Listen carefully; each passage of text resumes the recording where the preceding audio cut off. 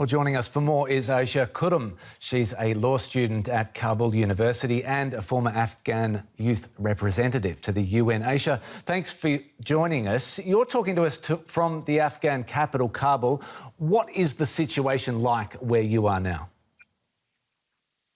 Well, starting from Kabul, right now, each and every day, there are flights from the airport that take thousands of passengers from Kabul that are fleeing their homes and seeking refuge in foreign land in different countries, some of them to some of the neighboring countries. And at the moment, people who were living in the provincial capitals or the places that are right now under Taliban's control, they are each and every day fleeing their homes, and there is a flood of IDPs sweeping into the capital city, Kabul, and there are right now thousands of refugees that are also leaving Kabul. But the people who are coming to Kabul, they perceive that the safest of place for them is Kabul, that isn't far to face the same fate as other provincial capitals by the end of August when US troops fully withdraw from the country. So the people who are relying on Kabul as the safest of places might be facing the same disaster they faced in their own homes. If we can just go back to something you said, there have been reports sourced to US intelligence that the Taliban could take Kabul within 90 days if they continue at their current pace.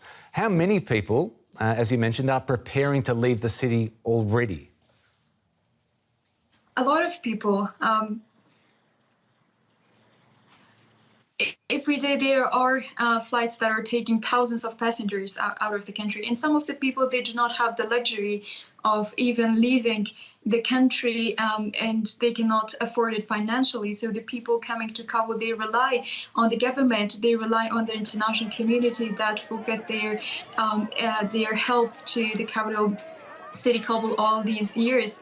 So right now, IDPs, they do not even have the support that international community provided for the Kabul itself in the last 20 years. There's no humanitarian response provided for the IDPs that are without shelter, without food, and that are losing even their kids because of the lack of food and problems they are facing in Kabul.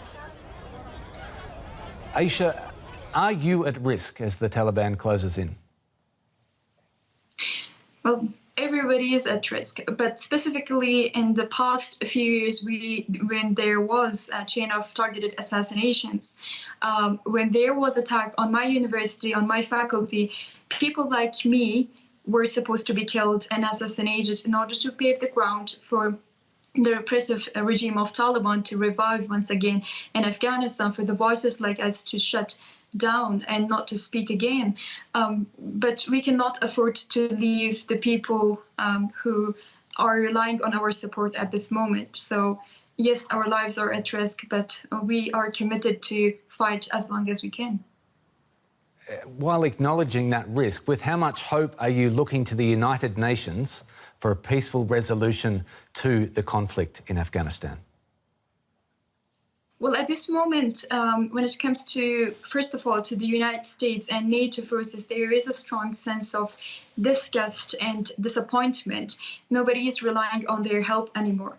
But United Nations, it has a big role, an important role to play. It was created for this moment to save humanity from sinking into a chaos that would be irreversible.